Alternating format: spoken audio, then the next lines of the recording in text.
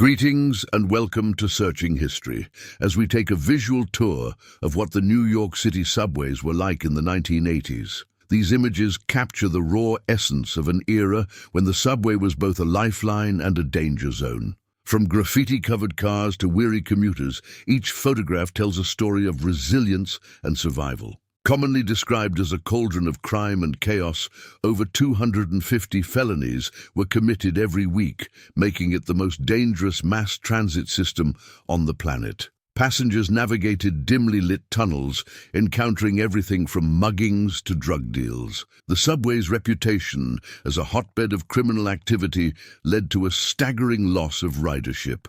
Over 300 million passengers abandoned the system during that tumultuous decade. The subway system struggled with infrastructure issues. Preventative maintenance was lacking, and components were often fixed only after they failed.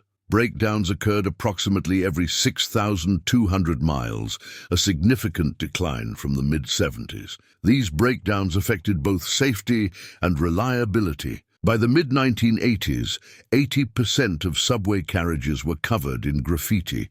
These vibrant, colorful murals adorned the exteriors and interiors of trains, transforming them into moving canvases.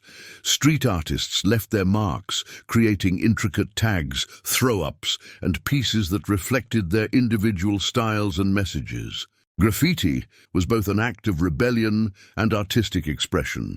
Some saw it as folk art, while others viewed it as a symbol of urban decay and lawlessness. The clash between creativity and vandalism sparked heated debates. The New York Transit Authority struggled to combat the graffiti epidemic, but attempts to deter the artists often failed. Despite its artistic merits, the graffiti-covered subway system faced challenges. The MTA worked tirelessly to eradicate graffiti, leading to a decline in arrests related to subway tagging. By May 1989, the network was declared graffiti-free. However, the legacy of those vibrant, rebellious artworks lives on, reminding us of an era when creativity clashed with authority. The subway system during the 1980s operated 24 hours a day, 7 days a week, just as it does today.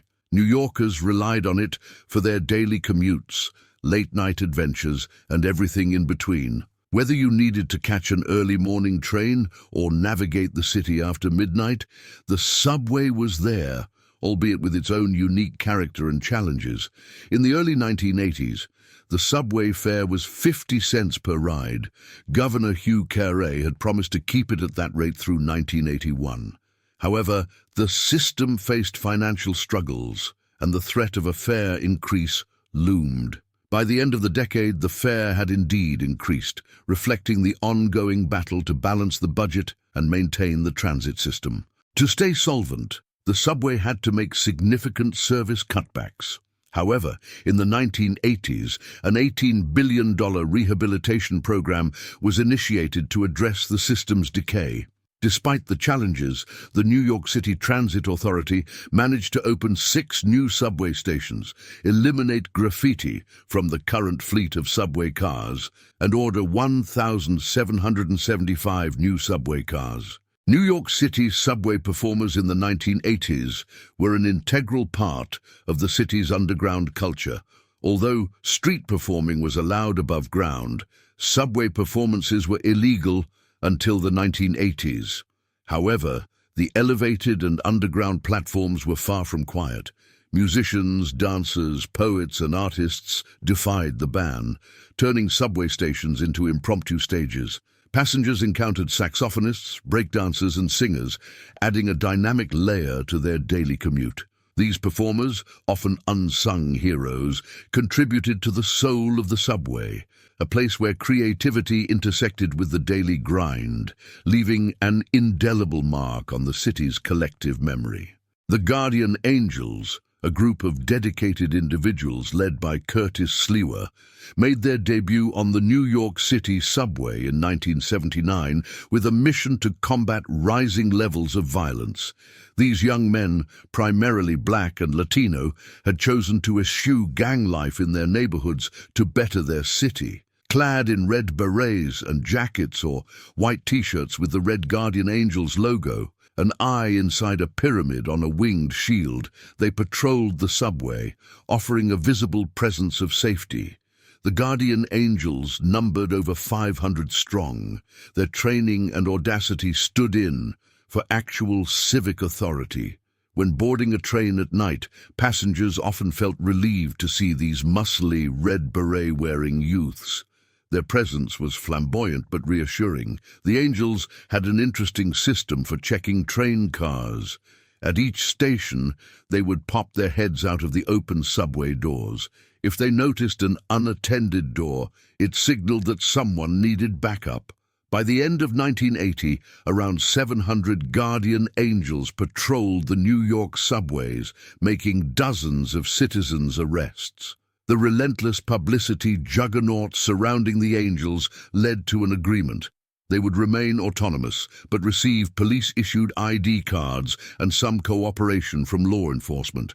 It wasn't until the 1990s that crime in the city and its subway significantly declined, rendering the Guardian Angels less necessary. The Guardian Angels, with their red berets and unwavering commitment, left an indelible mark on the subway's history, a testament to grassroots efforts to reclaim safety in a troubled era.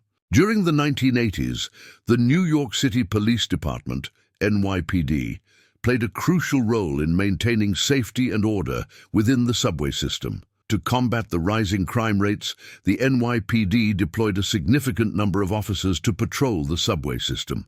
By 1980, there were over 2,300 police officers dedicated to subway patrols at all times. These officers rode the trains, monitored stations, and responded to incidents. Their presence aimed to deter criminal activity and ensure the safety of commuters. The NYPD faced immense challenges: graffiti-covered trains, breakdowns, and a surge in violent incidents. However, their efforts contributed to the eventual transformation of the subway system. By the end of the decade, initiatives to eradicate graffiti, improve maintenance, and enhance security gradually restored confidence in the subway. The NYPD's commitment to subway safety during the 1980s left a lasting impact. Their tireless work alongside other stakeholders helped turn the tide and create a safer transportation environment for millions of New Yorkers and visitors. The New York City subway in the 1980s was a gritty, vibrant, and essential part of the city's fabric. It carried millions of passengers, each with their own stories, hopes, and destinations. By the end of the decade, the subway underwent a remarkable transformation. Cleaner trains, quieter wheels, and a graffiti-free environment replaced the chaos of the early 80s. Yet, the memories of that gritty era remain etched in the city's history.